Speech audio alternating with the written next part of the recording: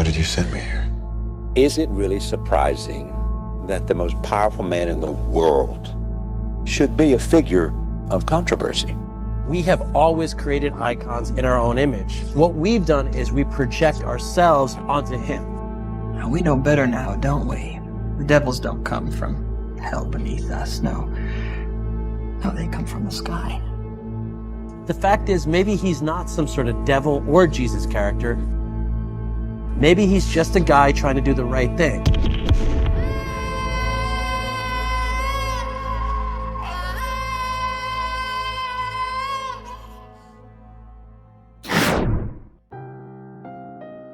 Welcome back, my friend. Pull up a chair and get comfortable, because I want to talk to you about someone very near and dear to my heart. A strange visitor from another planet who came to Earth with powers and abilities far beyond those of mortals, who was raised by a humble and fallible couple who knew that their son would change the world, but were terrified that the world would change him, who drifted rudderless through low-paying jobs in backwards towns doing whatever good he could, until a chance encounter led him to both his birthright and his calling, who found a job, fell in love, made a home and a life for himself, who faced the slings and arrows of public opinion even as he fought to save our world from itself, who saw our society at its ugliest, most hateful and paranoid, but chose to give his life for us anyway, who inspired others with extraordinary abilities and boundless compassion to join him in the sun and help him accomplish wonders. This is Zack Snyder's Superman, and this is his Immigrant song. But before we can go into detail about who this version of Superman is, we need to talk about who he manifestly is not.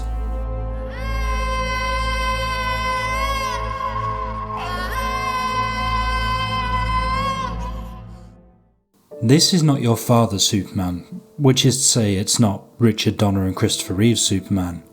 It's not picket fences, apple pie and white bread sandwiches. It's not Americana. After all, Bryan Singer had proven in 2006 that you can't out-Dick Donner Dick Donner. When Singer made Superman Returns, he created a narrative and stylistic straitjacket for himself. He wanted to tell a thoughtful and bittersweet story about lost love and non-traditional family.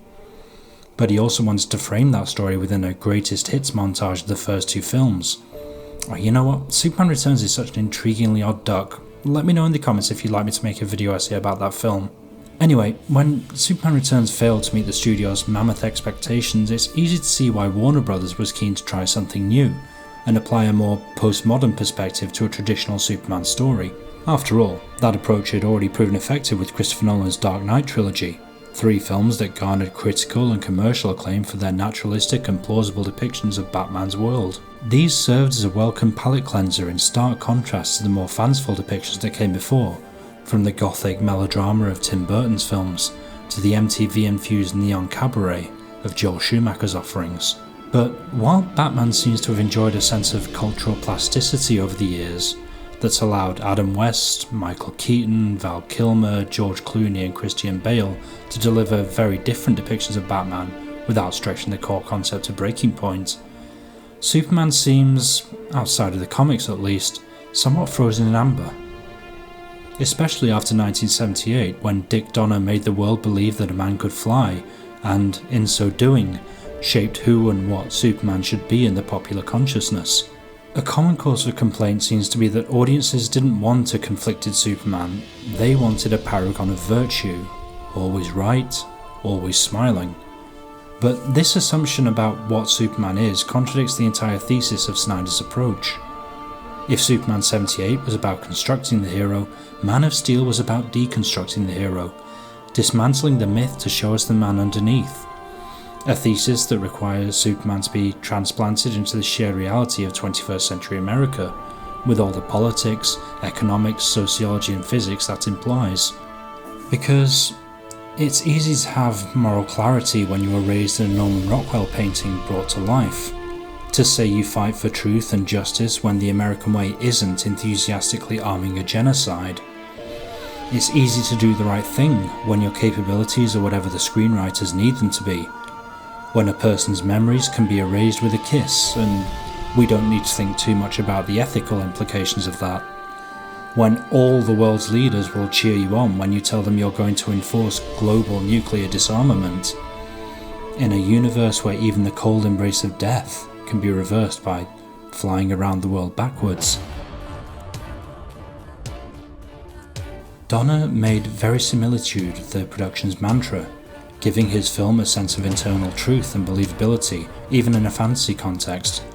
But while the characters and relationships feel tangible to us, everything from the jaunty dialogue to Jeffrey Unsworth's gorgeously ethereal cinematography reminds us that we're diving headlong into a heightened comic book world.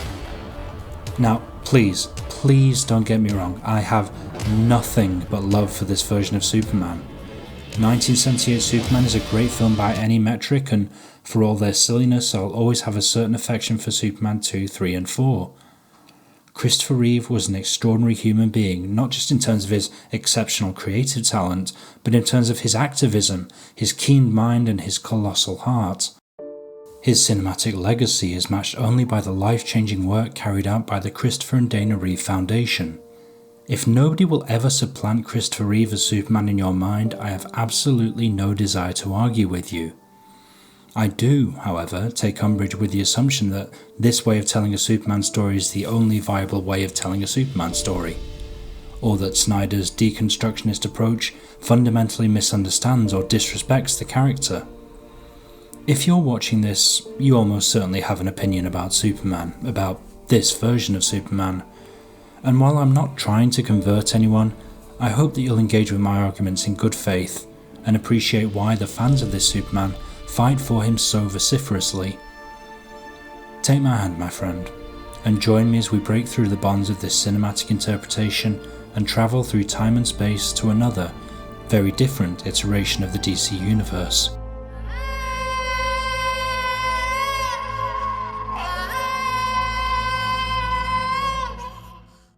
In August of 2017, a scant few months before the disastrous theatrical release of Justice League, journalist, digital marketer and film critic Shiraz Faruqi wrote a piece for the website Geeks of Color that hailed Snyder's approach to Superman as the ultimate immigrant story. In his Geeks of Color piece, Shiraz compared Kal-El's experiences in Man of Steel and Batman v Superman to those of his experience as a Muslim American. Like many immigrants, all Superman wants is to do the right thing with the gifts he was given, while also finding a balance in being caught between two worlds. For immigrants, that might mean struggling to balance multiple cultures, languages or lives. For Superman, it was balancing unlimited power, discovering his birth culture, and trying to find his place in humanity. Man of Steel was criticised for having Superman exist in a world where he struggles to exist. What many of these people don't realise is Zack Snyder only pointed a mirror at ourselves. In Man of Steel, Superman is forced to find the better angels of his nature and be a shining example while the worst of his people try to take over the earth. Man of Steel is about an immigrant finding himself through life, becoming the bridge between two people. For immigrants, this is a struggle that is common, but has not been explored in other superhero films. It's no coincidence that the word Superman is absent from the Man of Steel title, nor that Big Blue is referred to in the credits as Clark Kent Kal-El. This is the dual identity that the film is interested in. Am I Clark Kent, or am I Kal-El? Am I a child of my homeworld, or the land that is my home? It's a different dual identity to that of Clark Kent or Superman, the alien masquerading as an everyman. This is a Superman who feels different, forever among us, never one of us. Instead of creating a comic book world like Superman 78 or indeed Superman 25, Man of Steel cuts the characters out of their 4-colour panels and drops them into our world to fend for themselves, for better or for worse. Man of Steel takes place in the America in which countless immigrants have attempted to make a life for themselves, make friends, find love, and cut themselves off a little slice of the American dream to share with their families, and found themselves confronted with the imperial might of the US military-industrial complex. When we first meet Man of Steel's Clark Kent, he, like many first-generation immigrants brought to the US in infancy, has no memory of his birthplace.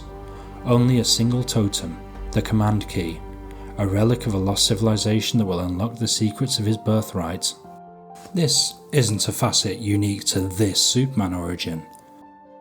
We see similar items of esoteric Kryptonian tech in the Donner films, the Superman animated series, and of course, the comics themselves. When writing about the Great Migration in The Warmth of Other Suns, Isabel Wilkerson refers to these totems as objects of memory. They might be articles of religious significance like rosary beads or a Torah, or items of clothing, or even something as simple as a lock of a loved one's hair or a handwritten recipe.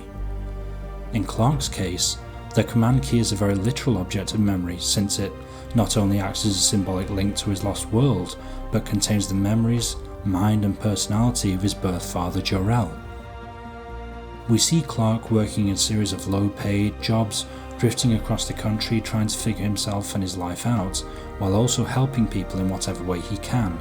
This is clearly influenced by Mark Waid's Superman Birthright, an early 21st century retelling of Superman's origin, in which a young Clark Kent travels around the world scraping together enough credits for his degree in journalism, while also making friends and learning from as many cultures as possible, before finally deciding on his true calling.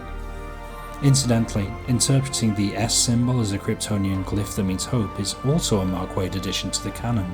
In Man of Steel, however, we see Clark not yet as a crusading journalist, but as a jobbing journeyman, often derided and demeaned by those who presume to be his betters.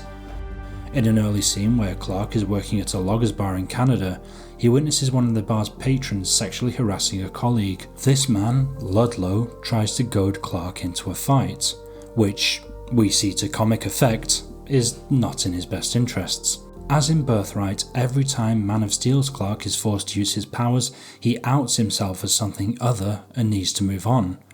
Rather than risk outing himself here, turning a blind eye to harassment, or reducing Ludlow to a stain on the wall, Clark chooses to leave in humiliation, although he does get a moment of non-violent revenge.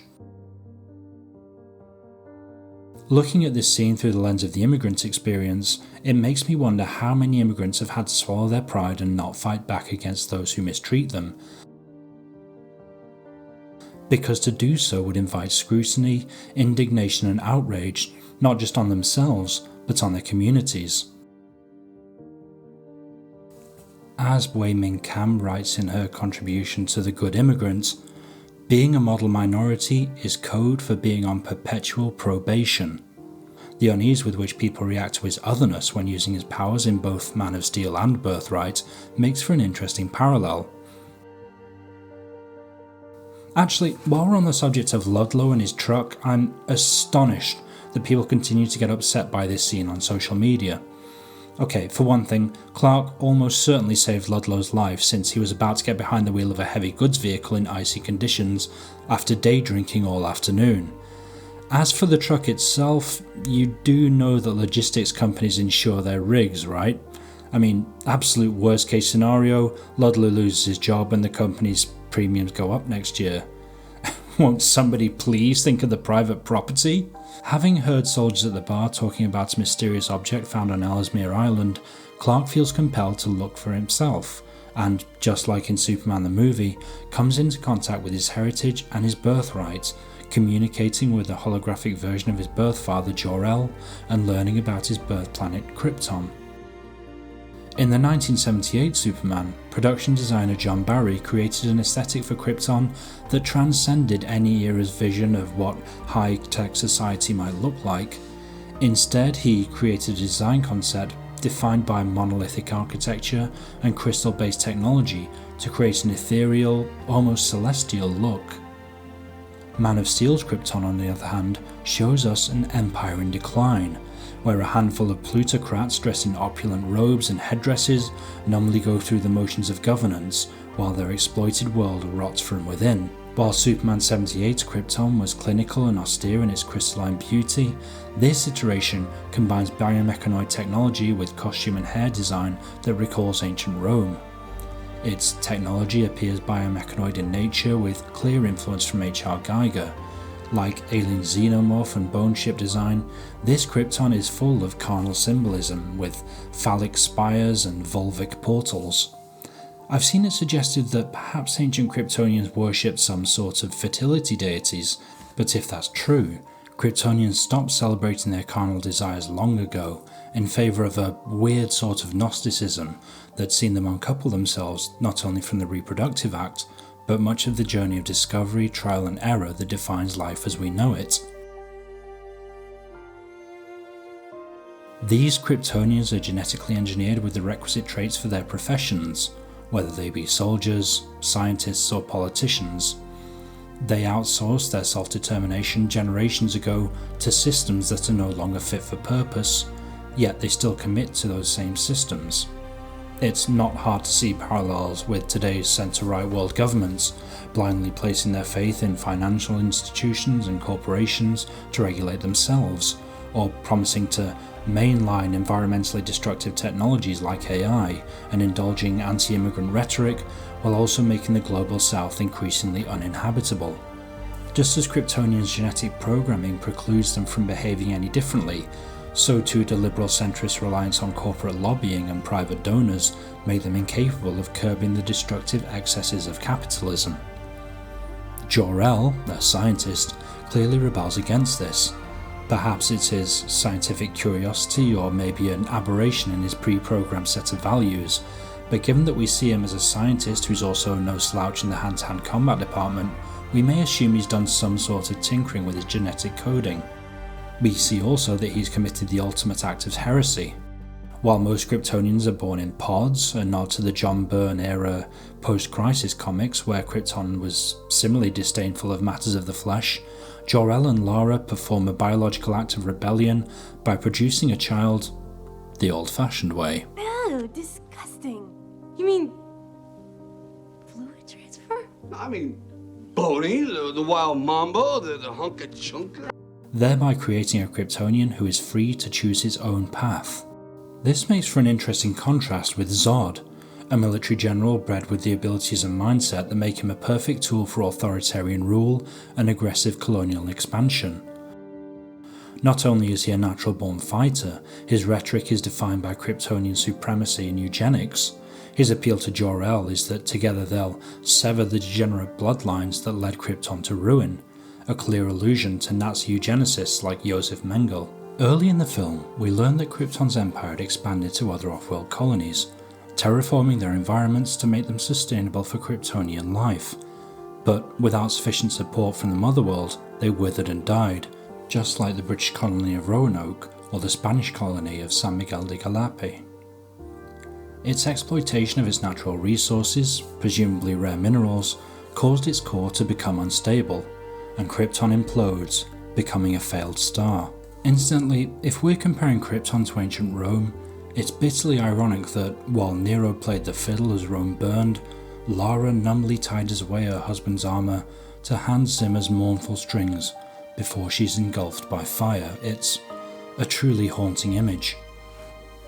After escaping one collapsing empire, Clark now finds himself in another, out of the fire, into the frying pan.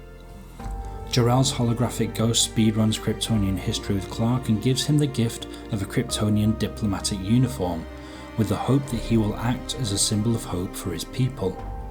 Thus imbued, we see the pieces fall into place for Clark.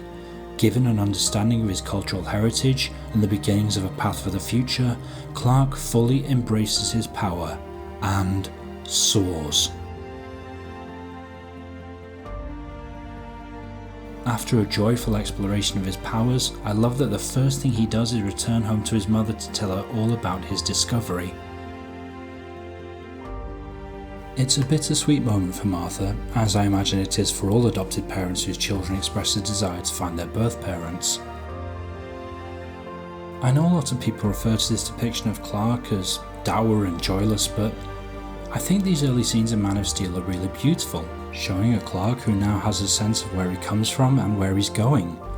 He knows that Lois believes in him, that he has his mother's backing, and even if he hasn't figured out the minutiae of bringing hope to the people yet, the world is full of possibilities. Unfortunately, that choice is about to be made for him.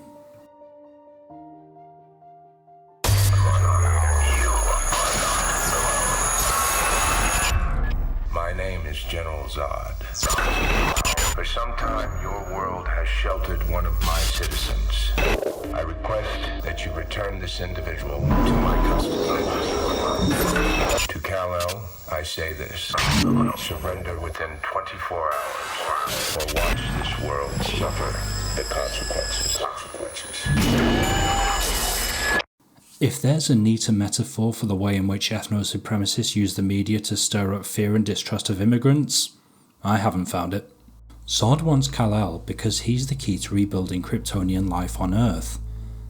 This was Jor-El's final gift to his son, embedding the data from the Kryptonian Growth Codex, its registry of citizens yet to be born, into his son's cells. Kal-El isn't just an immigrant, he is, quite literally, all of Krypton's people, a living, breathing archive. General Zod intends to use this data to regrow another Kryptonian population on Earth.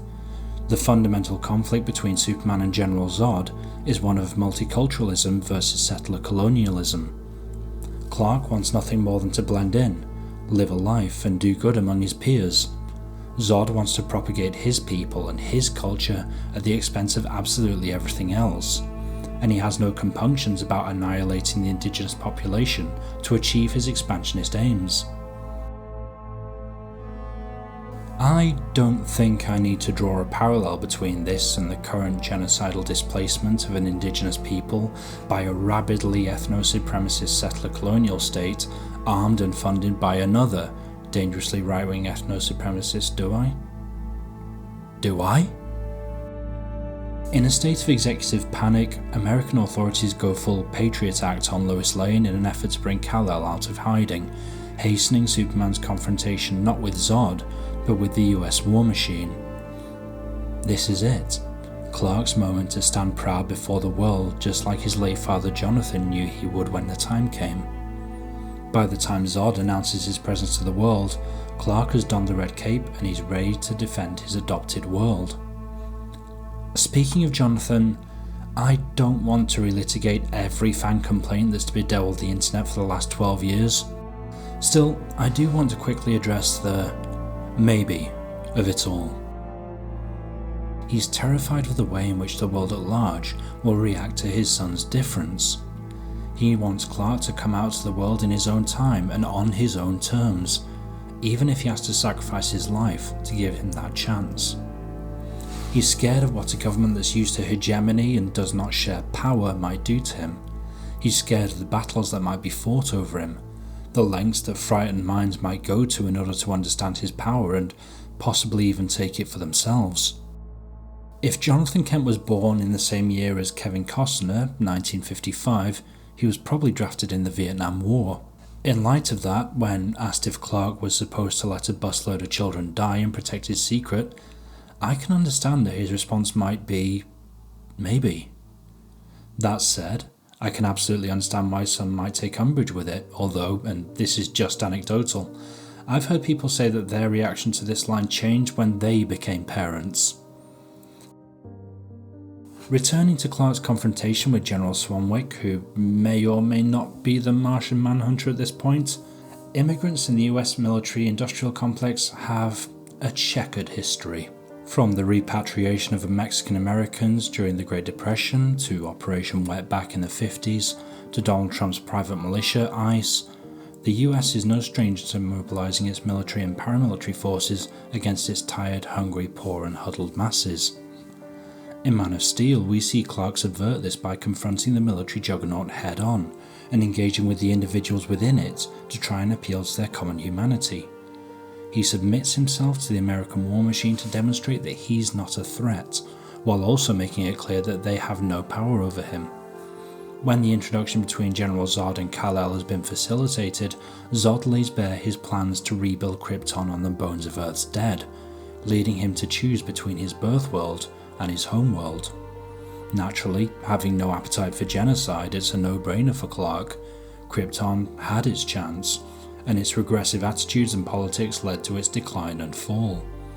Clark doesn't want to see that same fate befall Earth. This brings me to the physical conflict. I can totally appreciate people being squeamish about the destruction in this film. However, if the film's thesis is to put these characters in our world and apply our physics to them, we can't be too surprised that it doesn't sugarcoat the reality of a superpowered conflict. In fact, in the current climate, I actually think it's laudable that we see a film being honest about the damage that a confrontation of this magnitude would cause compared to the relatively bloodless alien invasion of the Avengers. It's an interesting coincidence, and it is a coincidence, that this immigrant-coded Superman's actions face a much greater level of scrutiny than those of his predecessor Christopher Reeve, and I guess Brandon Routh, since canonically they're the same Superman. Let me just compare one of Christopher Reeve's early sequences in costume with one of Henry Cavill's. Reeve flies up to catch a falling Lois Lane.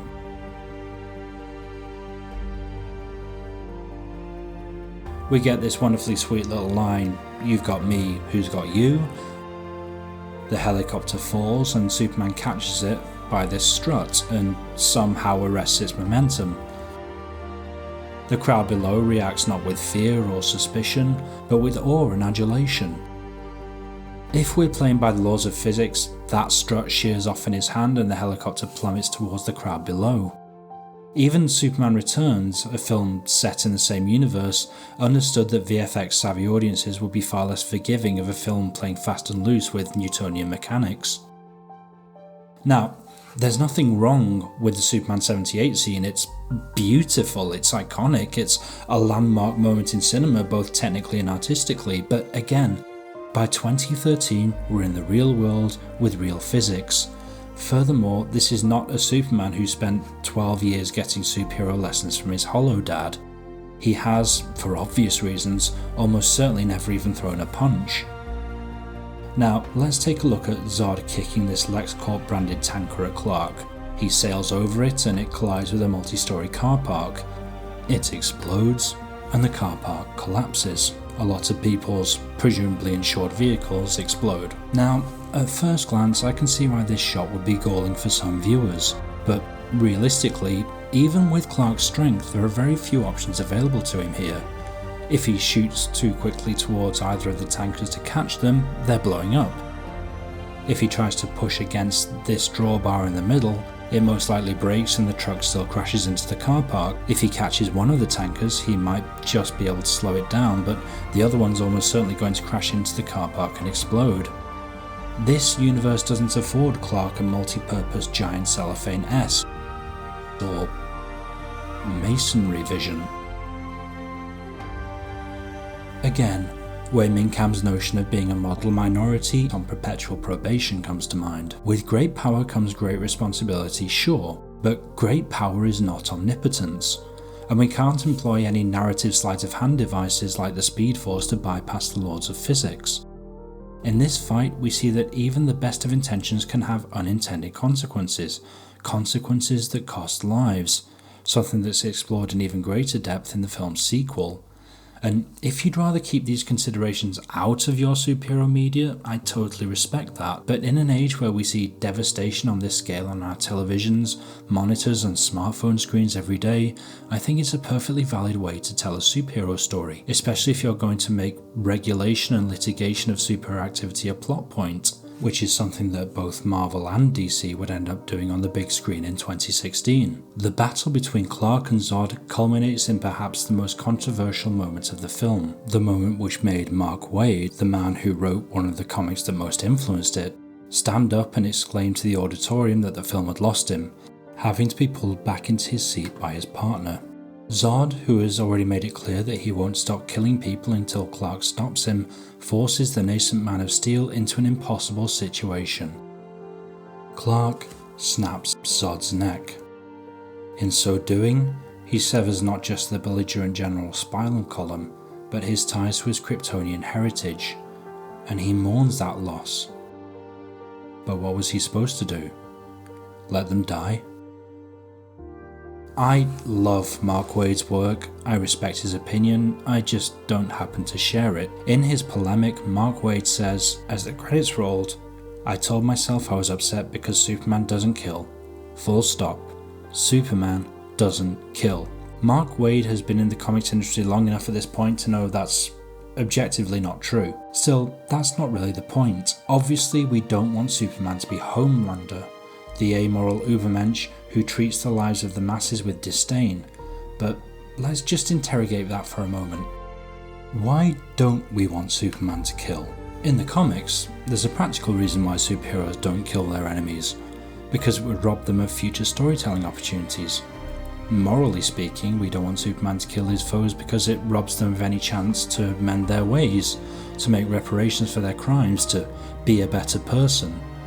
That can simply never happen to this version of Zod. Even if he wanted to abandon his quest to rebuild Krypton at humanity's expense, his behaviour is predetermined. It's coded into him in mind and body. Remember that Zod wasn't born, he was grown. He does not have free will. There's no better nature for Clark to appeal to. He says as much to Clark. The truth is that Zod doesn't die here. He dies here. Upon realizing that he's unable to fulfill his mission, his only option is suicide by Kal-El. I've seen lots of people over the years try to say that my Superman would find another way. The Phantom Zone is often used as a convenient tool to take characters off the board without the moral complexities of killing, but, and this is just my subjective opinion, is there any material difference between eternal slumber in the Phantom Zone and death? And if, as is the case of Feora and the rest of Zod's forces, the Kryptonians are conscious and trapped in an eternal void outside of time and space, that's infinitely more cruel and draconian than a quick and painless death. Again, if Superman killing is a step too far for you, I appreciate that. Your feelings are valid. They just don't make you objectively correct. In reluctantly killing Zod, and it is reluctant, Clark makes it clear to the world that he's chosen his side. This is his world. This is his home. And he's going to stay here and do his best to protect it. In the wake of the Battle of Metropolis, we skip forward a little while and we see the birth of Clark Kent, crusading reporter. All the pieces of the mythology that we've come to expect are now in place. With gainful employment and a workplace romance, this Immigrant is now fully integrated. Welcome to the planet, Clark.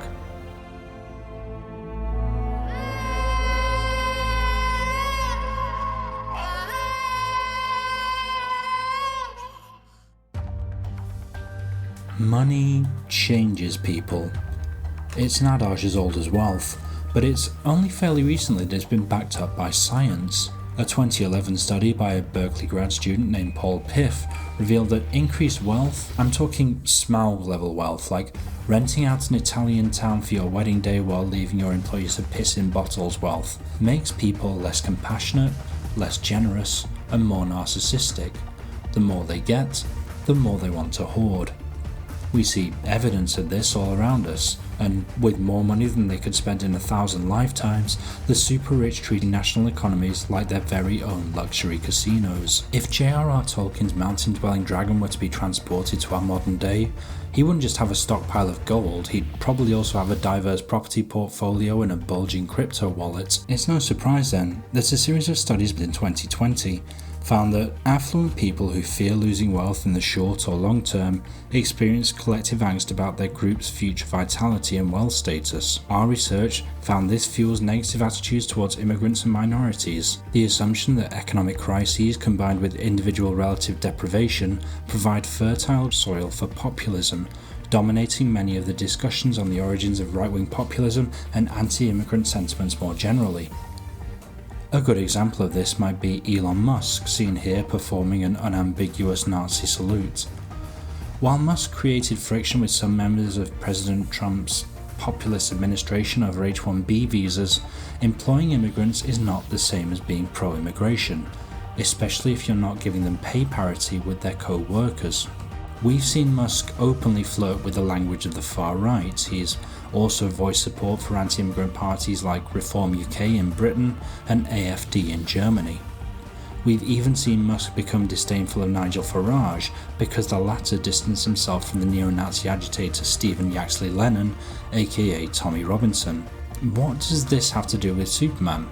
Don't worry, I'm getting there. In Batman v Superman Dawn of Justice, our newly minted Superman is sandwiched between two billionaire antagonists. To understand the thesis of this film, you need to understand its depiction of both Lex Luthor and Bruce Wayne. The way that both of these powerful men share a visceral and existential fear when mankind is introduced to the Superman, and why one works his way to redemption while the other does not.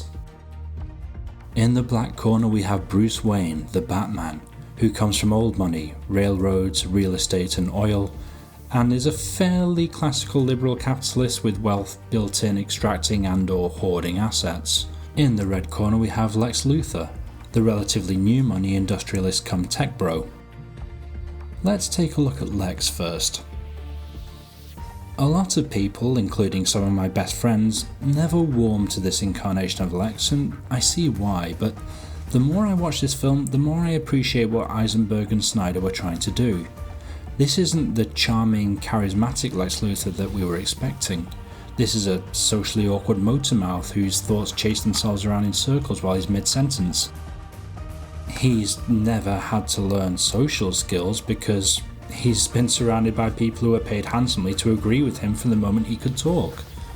A materially pampered, emotionally malnourished brat with breathtaking daddy issues who's desperate for validation, to be recognised as a genius, to be loved, to be elevated. This version of Lex Luthor, the child of an immigrant from communist East Germany, represents newer money. He's not a self-made billionaire, but he did build upon inherent wealth from his father, seemingly expanding and diverting Lex Luthor Sr.'s industrial resources into the tech sector. East Germany's industrial and engineering infrastructure made it one of the most prosperous nations in the Eastern Bloc. It was also one of the most intrusive and oppressive. Historically, it tracks with Lex's account of his father waving flowers at tyrants. We can see now how this would have shaped young Lex Luthor's notions of power. Blunt, brutal, devastating, and you're either on the right side of it or the wrong side. Young Lex Jr. found himself on the wrong side of Daddy's fists and abominations. He probably even lay crying in bed, praying to God for it to stop. And when his prayers went unanswered, he noticed an inverse correlation between goodness and power. If God is all-powerful, he cannot be all good, and if he is all good, he cannot be all-powerful. Thus, he swore to himself that in adulthood, he'd put himself squarely on the right side of the power differential. After the Black Zero event, Metropolis seems enamored with Superman, building a statue in his honor and writing supposed puff pieces in the Daily Planet. Lex Luthor considers this an affront to everything he thinks he knows about power. So, he starts doing what billionaires do best, manufacturing consent. In the run-up to Batman v Superman's release, Wired magazine did a faux interview with Lex Luthor with all the obsequiousness you'd expect from a tech magazine writing about a billionaire about to release his newest operating system, Lex OS. He shares some interesting insights on how Batman's brand of vigilantism is outmoded. We learn that LexCorp has bid unsuccessfully on several government contracts, and that Lex, unsurprisingly, views technology, his technology, as a solution to the existential crisis humanity faces. We also learn that Lex has political ambitions, has pumped $2 billion into LexCorp's defense R&D budget, and clearly wants to cozy up to the state in the way that multi-billion-dollar corporations are wont to do. The film shows us that he's been successful too, wielding influence over Senator Barrows to gain access to the remains of both the Kryptonian scout ship and General Zod. We also see that he's developed weapons technology that gets live tested by US-backed mercenaries in the Nairobi Civil War, where the US has declared neutrality, and where the CIA was willing to drone strike a civilian population, which included American journalist Lois Lane, in order to protect its interests and cover up its involvement. That's very much a war crime, but hey, the Geneva Convention's for the other guys, right? Of course, on the one occasion where a senator won't play ball, Lex makes an example of her.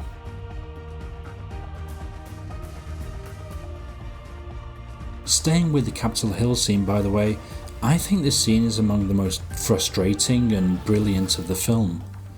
Superman is summoned to the Hill to make himself accountable and provide his side of the story.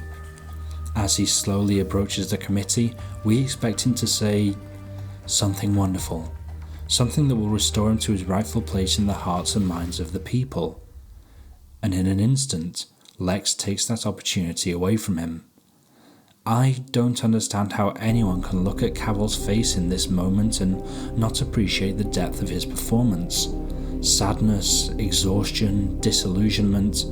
You can argue that you don't want to see Superman experiencing those things, but to just write it off as emo Superman just seems disingenuous to me. Through the bombing of the Capitol building, the burning of Nairobi soldiers' bodies, and the radicalization of Bruce Wayne's employee Wallace Keefe, Lex tries to whip up anti-immigrant sentiment towards Krypton's last son. He shapes the way the public views Superman by implying that wherever he goes, destruction and death follow. Just look at the protest crowd outside Capitol Hill. It feels like you could look out of your window right now and see one just like it. When Lex assumes control of the scout ship, he has access to all Kryptonian knowledge. What's his first instinct? To resurrect the ugliest and most disgraceful entity in Krypton's history. It calls to mind the way people might cherry-pick lines from the Quran out of context to justify Islamophobia, or maybe weaponize statistics caused by poverty to qualify anti-black racism, or spread conspiracy theories about COVID-19 that lead to anti-Asian racism. Doomsday is everything Lex perceives Superman to be. Alien, unknowable, wanton, destructive. Indeed, the creature's first act is to attack its creator, only to be thwarted by Superman. Throughout all of this, we see Superman again as just a guy trying to do the right thing. I've seen many criticisms of Superman's depiction in this film as well as Cavill's performance. Some I can empathise with, others I can't. I can appreciate how jarring it might be to hear Superman say something like, "No one stays good in this world," but I've also seen people say things like, "Why is Superman just floating there in this shot? Why isn't he helping the people?" I don't know, maybe we should sacrifice artistic license for literalism. Maybe characters should just go around announcing their intentions just for the avoidance of doubt. Just as many immigrants achieve citizenship through love and marriage, Clark's relationship with Lois makes him look and feel more at home in Metropolis than when we last saw him. When he's in the Daily Planet newsroom, Clark is more assured and confident than we've seen in previous iterations. This isn't bumbling wallflower Clark. This is a Clark Kent who uses his position at the Daily Planet as a voice for the poor and the oppressed, even when it creates friction with Perry White. This feels like a nice nod to Superman's early appearances in the comics, when he was a social crusader, responding to the concerns of the working class in Depression-era America. Back at home, I really enjoy this scene between Clark and Lois in the bathroom. While Lois is trying to tell Clark that his actions as Superman will have a cost, as grateful as she is for him, Clark doesn't want to hear that. He just wants to be a normal couple for a little while. It's a tension that we've seen a few times between his duties to humanity as a whole and his duties as a partner to the woman he loves. In a moment where it seems like the whole world is against him, Lois reminds him that his crusade gives people hope around the world, that the symbol on his chest means something. Unfortunately, there's another guy in town who's forged his persona into a symbol, one that has a colossal batarang to grind against our Man of Steel. And he lost his faith in hope a long time ago.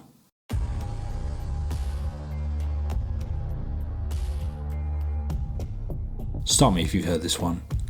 If Bruce Wayne really cares about making Gotham safer, he'd just give his money away and sink it into addressing the causes of crime. If you've ever had a social media account, you've probably heard this take. You've probably heard it from a leftist like myself, but the Batman isn't just about social utility. The Batman is Bruce Wayne's personal therapy project. Whatever positive impact he has on Gotham is an output of that.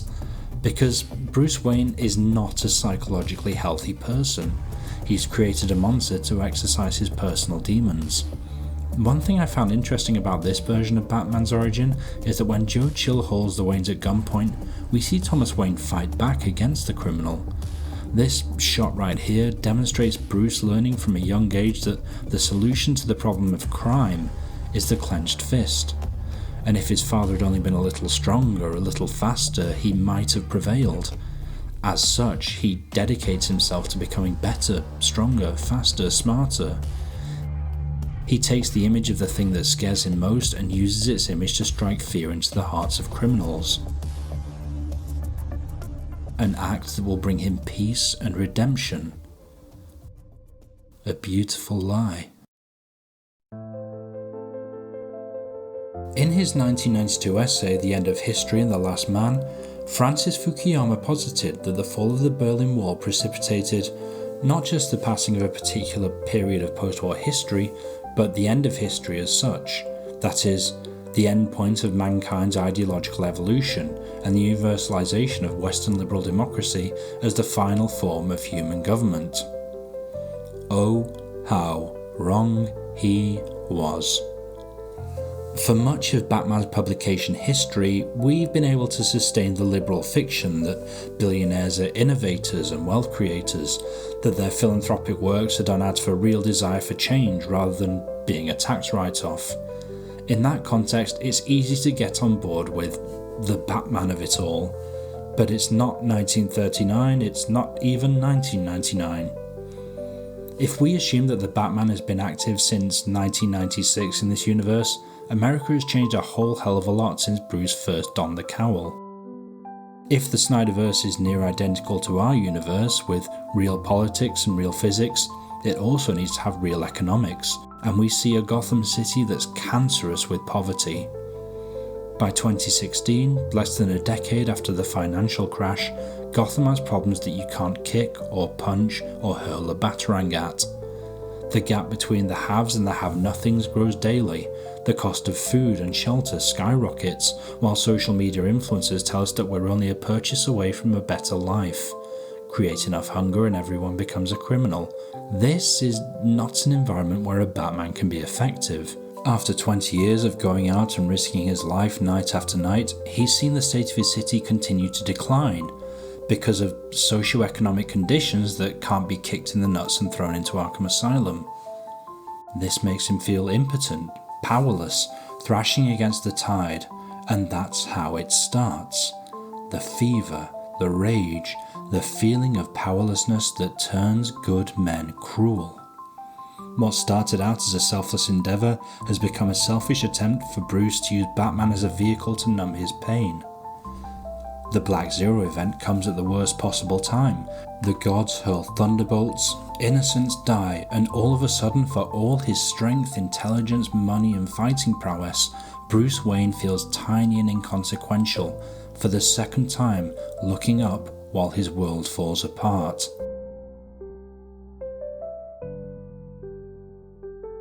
Bruce Wayne doesn't act rationally in this film. The creation of the Batman is not a rational act. Batman is the product of a child's mind desperate to find meaning in a world shattered by 2 bullets. A world that only makes sense when you force it to. As much as I love Batman Begins, the scene where Bruce sits down and calmly tells Alfred all about his plans for a vigilante side hustle just never rang true to me. Batman is a trauma response, and I think in Batman v Superman we see the truest version of that. In Batman and Psychology, A Dark and Stormy Night, Professor of Psychology Travis Langley writes, "Children who lose their parents to homicide experience complicated bereavement processes. Many evince debilitating post-traumatic stress symptoms, a difficulty especially common among those who witness the homicide. Observers to their parents' murders may display their emotional scarring through tantrums, flashbacks, sleep disturbances, anxiety, dissociation, passiveness, and aggression, all with shocking images, thoughts, and memories, often finding themselves haunted by the murderer's impulsiveness, the victim's suffering, the visible injuries, and their own lack of power." After 20 years in Gotham, Superman's battle with Zod has triggered his post-traumatic stress. The Superman is a ticking time bomb just waiting to bathe the world in fire, and if there's even a 1% chance that the bomb could go off, the only sane thing to do is treat it as an absolute certainty. In light of this, Superman is not a he to Bruce but an it. The only way to do what must be done is to dissociate, to think of Superman as a problem with a final solution and not a living, breathing human being. This language of dehumanization is all too common among anti-immigrant politicians and pressure groups. Refugees are no longer vulnerable people fleeing persecution, they're competitors for dwindling resources like housing and healthcare. Of course, Bruce's worst instincts are aided and abetted by Lex. Two traumatized children railing together against an existential fear of the unknown. Then, after an errant vision of a possible future, Bruce's mind is made up for him. There's a reason why Batman effectively turns himself into a tank for his confrontation with Superman. The armour is as psychological as it is physical. In essence, he's no longer fighting Superman at this point, he's fighting Joe Chill. He's fighting his own sense of powerlessness and inadequacy. His body and his senses are encased in metal. Can Bruce hear Clark as he entreats Bruce to listen to him? Possibly not, because he's insulated his ears against the sonics. He can only hear Clark's appeal to save Martha later because his helmet has sustained battle damage in the course of the fight. Furthermore, the damage to Bruce's helmet means that without the detachment afforded to him by the helmet's lenses, he'll have to look the man he wants to kill square in the eye. For me, personally, the Martha moment works because it recontextualizes this alien threat as a human being with a mother who needs him, and with that comes a chance for redemption. Martha won't die tonight. In typical superhero team-up fashion, Batman and Superman resolve their differences in order to face Lex Luthor's grotesque caricature of what he thinks Superman should be. They're not alone, because they're joined by Diana Prince, Wonder Woman, a woman who first entered the story because she was trying to protect her anonymity. But, inspired by Superman's example, she realises that she has a stake in this world, and a creature that looks like it could be ripped from the bestiary of Greek mythology has come to wreak havoc on 21st century America. After walking away from mankind over a century ago and carrying out little acts of heroism from the shadows, she's ready to step into the light. As the fight rages on, with Doomsday seemingly unkillable, Clark doesn't hesitate to put himself in harm's way to save the day. He tells Lois that this is his world. She is his world. And even though it must be agony for him, he picks up the weapon designed to kill him and strikes down Luthor's living weapon of mass destruction. I've seen enough YouTube commentary to know that this moment doesn't work for everyone, but to see Superman's last words being a declaration of love to Lois and to his planet, to give his life to save the world in the full knowledge that it fears and despises him, you can call it rushed, you can call it a misstep, but it just doesn't get much more Superman than that to me.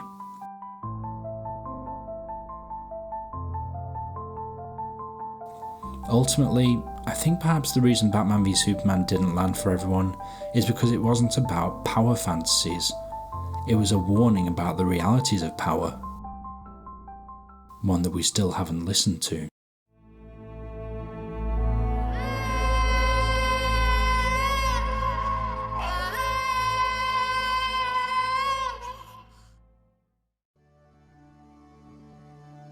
Although it's by far the longest film of the trilogy, Zack Snyder's Justice League is also the one that speaks most clearly for itself. I find I have less to dissect and more to simply reflect on. Before we dive in, however, I want to talk a little bit about how the theatrical cut handles Clark and Superman. Right from the opening scene, Justice League 2017 tries to retcon the Snyderverse Superman into the warmer, fuzzier, more comic-accurate mould. We see him shaking hands with first responders and taking time out to give an interview to two kids with a podcast. I don't necessarily hate either of those things. I like this little glimpse into the honeymoon era between Superman and Metropolis, but it doesn't ring true because it's a retrograde characterization. Some of his dialogue makes no sense. I'm the idiot who left. You died? Other lines like, "Is this guy still bothering you?" and "I believe in truth, but I'm also a big fan of justice," mark clear attempts to ram a DC-shaped peg into a Marvel-shaped hole.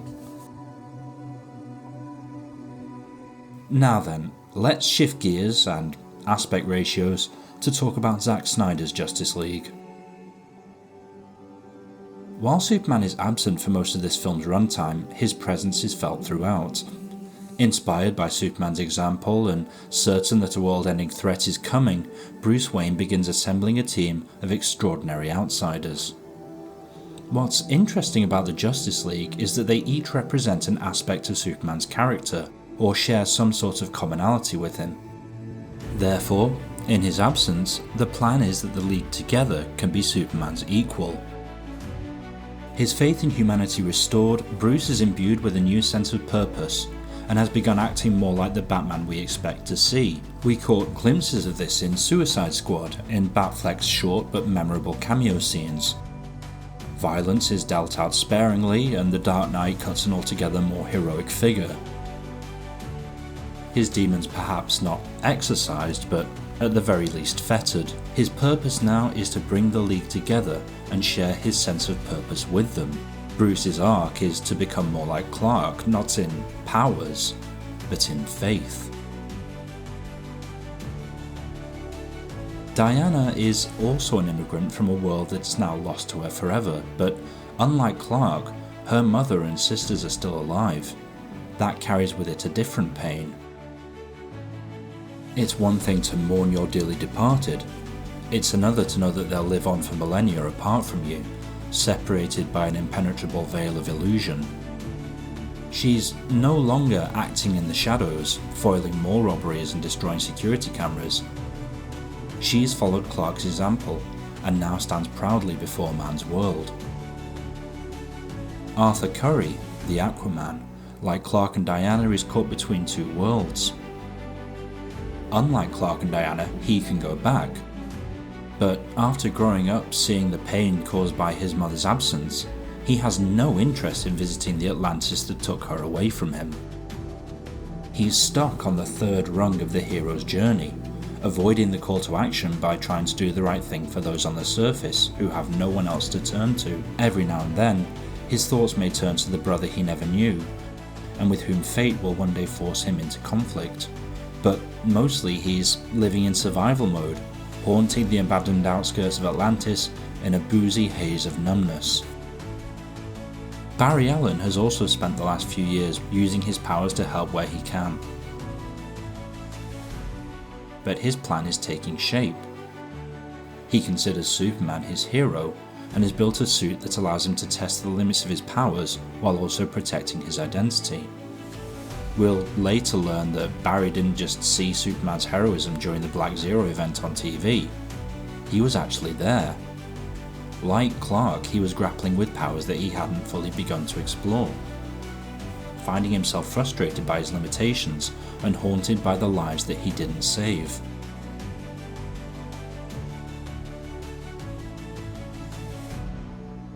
Victor Stone, the heart of the Justice League, had the makings of a hero long before fate and his father imbued him with a cyborg body.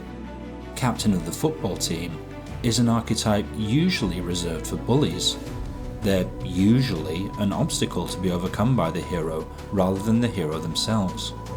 But Vic has a strong sense of social justice.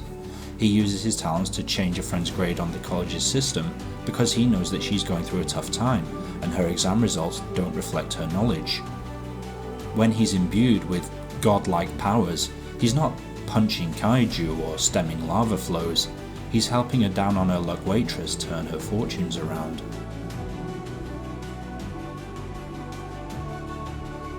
When Steppenwolf descends on Earth, the threat is initially similar to that of Zod, to cleanse our world with fire and build a new one on top of it. But Steppenwolf discovered something else, etched into the Earth's surface: the anti-life equation, the key to controlling all life. There's a clear point to be made here about assimilation and imperialism, bulldozing over nations and cultures to convert indigenous populations into enlightened subjects in service of a greater imperial good. An end of history, as it were. I find it actually quite beautiful that it's a ragtag multicultural team from all over the world that sends this imperial threat packing when Superman is ultimately brought to life. It's interesting to see that he opts for the black suit rather than going back to the familiar red and blue. After all, the last time we saw him wearing black Kryptonian garb was while Zod was showing Clark his pitch deck for the end of humanity. There are a few reasons for this. Firstly, it's a fun nod to the death and return of Superman comics. On a practical front, black absorbs more solar radiation, allowing him to heal and his powers to regenerate faster. Symbolically, it could also be seen as Clark embracing his otherness, showing the world that this is a changed Superman. As Zack Snyder told Comic Book Debate, I really wanted the black suit, and it made sense for me because Superman, as a character, notoriously does not grow. He's like a rock and everything just smashes against him, and then we learn by trying to change a thing that's unchangeable so that we can learn about ourselves. And that's sort of the old way, the old Superman. I really felt like my Superman has to sort of level up and sort of learn something and be something different. In the now aborted Justice League 2 and 3, after the nightmare timeline Bruce glimpsed in BVS has been averted, the plan was for Superman to unite the world against the existential threat of Darkseid. The world's armies would have pointed their weapons away from one another and towards the destroyer of worlds. At this point, Superman would have returned to the red and blue suit in his final form.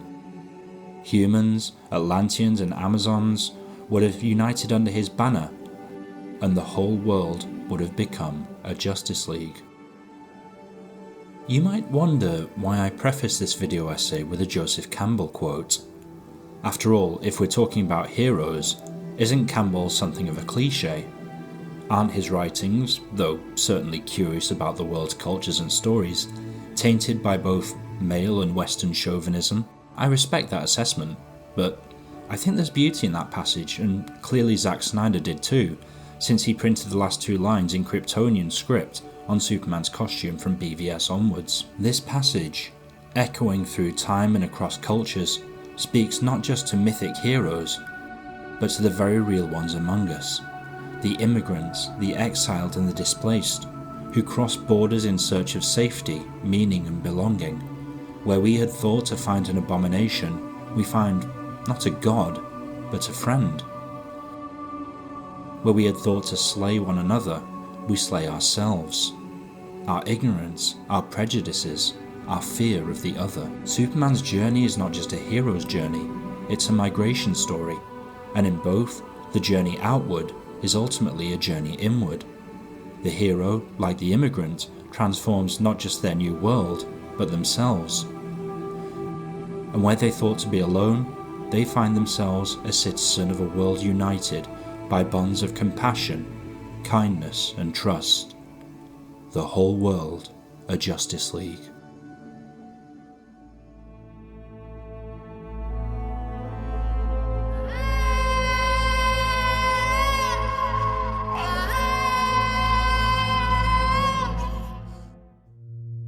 You might be thinking, why now? Why make a video defending a Superman audiences seem to have already rejected? After all, we've got a new Superman with crypto, and eyeball-singeingly vivid colours, and crypto, and Guy Gardner's comic-accurate bowl cut, and crypto! To answer that question, I have to return to my original thesis, that this portrayal leans very heavily into the Superman stories and immigrant narrative, and honestly, I think that's even more timely now than it was when these films were originally made. Our world seems utterly bereft of hope. We're watching a genocide live streamed every day. Gaza has been so utterly decimated that it's a different colour and texture when seen from space. We have a real world President Lex, but somehow worse. I think that even Lex Luthor would have more class than to hawk perfumes or make the creation of a meme coin one of his first presidential acts. The restraints placed on President Trump in his first term by due process and democratic consensus have now been shattered. This is his final form, In less than a year, he's accelerated his project of protectionist economics, rampant fossil fuel extraction, climate change denialism, a big beautiful bill with unprecedented tax cuts for the rich, and of course, lots and lots of xenophobia, with money taken away from public services and channeled into border controls. His xenophobic rhetoric has included telling barefaced lies about immigrant families eating household pets, writing stuff like this on his Truth Social platform on Memorial Day, ICE agents turning Los Angeles into a police state, establishing a performatively hostile alligator Alcatraz immigrant detainment center in Florida, and who the hell knows what else by the time this video goes live. This is not a uniquely American phenomenon. We're seeing the rise of the far right across Europe, with racist pogroms against Romanian immigrants in Ireland this year, and riots in the UK last year, where far-right agitators set fire to a hotel housing asylum seekers. There's a very real possibility that Nigel Farage could be the UK's next Prime Minister. Farage is a charismatic populist who's not above using Nazi imagery to promote his anti-immigrant rhetoric. Of course, the comparisons aren't all bad. In New York, mayoral hopeful Zoran Mandami, we have a real-life immigrant bringing hope to the people of a bustling metropolis who are sick of being mistreated by billionaires. And he's even pissed off the business mogul president who's sensitive about his hair loss.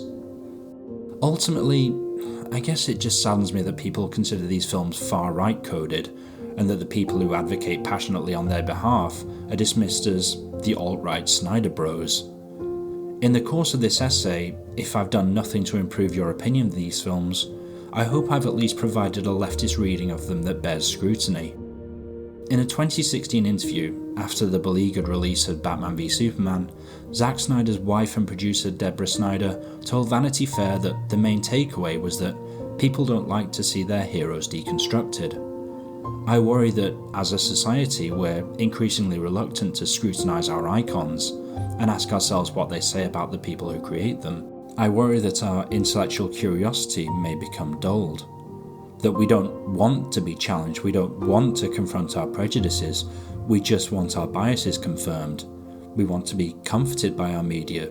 That's completely understandable, we're exhausted. Which brings me to the imminent release of James Gunn's Superman. Now, if you're excited for this film and the universe that it's intended to kickstart, I am, from the very bottom of my heart, happy for you. If you consider the years since 2013 a mishandling of Superman's legacy, see what I did there, I can completely empathise with your enthusiasm to have your character back. I have my concerns. I'm not sure this will be my cup of tea. Everything I've seen so far in terms of Superman himself looks great, except the costume. I will never like that costume, sorry. I think Rachel Brosnahan, whatever. I think she'll make a great Lois, and the idea of Lois interviewing Clark as Superman in his civilian clothes, yeah, that charmed me. I'm glad that Clark will have both parents around at the Kent farm, and I have a very good feeling about Nick Holt as Lex Luthor. I don't much care for the film's colour grading. I think the teal and orange border on the obnoxious. I think the Leica Tri-Elmar lenses are giving the film a kind of Jim Lee and Scott Williams very crisp and hyper-detailed look. It's probably just me being an old fart, but I think it's sad that we'll probably never see Big Blue shot on 35mm again. I think going back to the John Williams theme is kind of a cop-out, although I do quite like the Hans Zimmer-esque arrangement. In a world that feels like it's teetering over the abyss, I hope that Superman 2025 has the guts to stand for something. I hope it has something to say about Superman, his status as an American icon, and his place in the world as we know it. I want it to do more than say something glib and nebulous about hope. I suppose it's just a matter of personal preference. Do we want our pop culture mythologies to hold up a mirror to our world? Or do we just want to use them as an opiate? A safe space to slip into to escape the world's problems? Whether or not I end up liking the film or not, I want Superman 2025 to do well. Because I want to see more Superman fans in the world. I want to see young kids introduced to this character. as much as I love BVS, no parents were ever going to take their 5-year-old to see that film. I hope that now that he no longer has to serve as pop culture's definitive Superman, that Zack Snyder and Henry Cavill's version will be viewed in a different light. I hope so, because this character and this version of the character mean a very great deal to me. But what about you? What does Superman mean to you? Who's your favourite version of Superman? Let me know in the comments. If you've made it this far, thank you so much for watching. Have a great day, and I hope you'll join me as I share my thoughts on James Gunn's Superman. Until then, take care of yourself, be kind, and remember, hope never dies.